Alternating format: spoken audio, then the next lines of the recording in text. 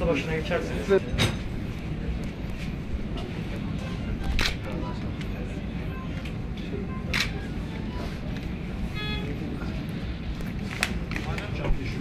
Önce ikinci gün telefonların hepsi kayıptı. Yani sadece aklıma gelen orada telefonun alarmını kurmuştum 8.45'e. 8.45'te alarm duyunca yatağın tam altına gitmiş. O da tam sıfır oturuktu zaten. Allah'ın bir inayesi, yatağa kaldırdık, telefonu aldık. Onun ışığıyla çocuk durmuyor kucağımızda. Muhammed Alparslan.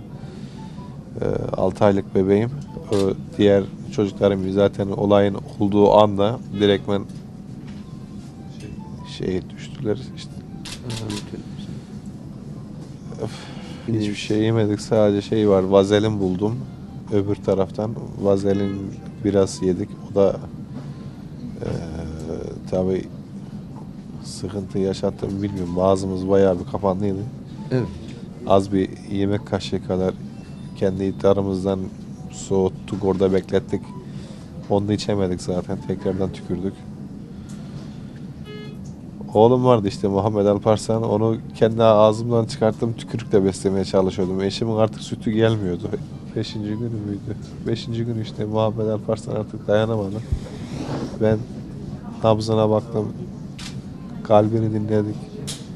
Sabah yine aynı saatte 6'da, kardeşlerin aynı saatinde vefat etti.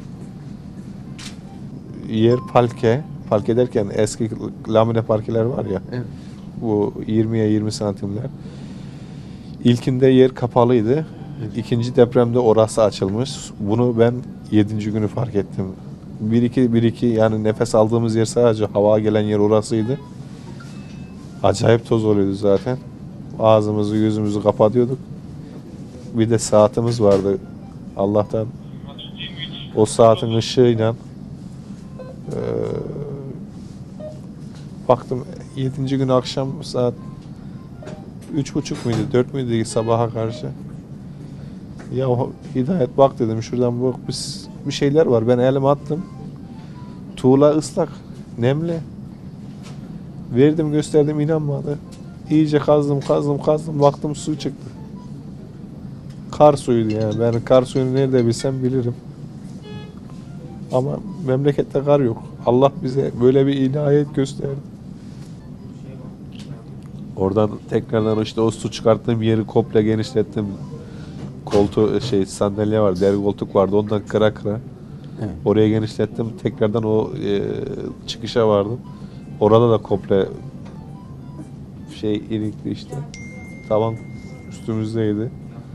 Orada da bir metre kadar yerimiz vardı. En sonunda da tam çapraz köşemizde bayağı oraya temizledim, açtık, çıkarttık. Allah şifa versin var ya. Cümlemize inşallah. İnancınızı kaybettiniz mi? Hayır. Ve buradan çıktığım zaman eşimle birlikte sadece Allah yoluna dergahta, dergah için çalışacağız. Ben iş de yapmayacağım. Sadece Kur'an-ı Kerim'imizi, ben 32 yaşındayım, utanıyorum. Tüm Türkiye duysun isteriz. Kur'an-ı Kerim öğrenmemek çok büyük ayıp. Çok büyük ayıp. Ben yani dualarla orada ayakta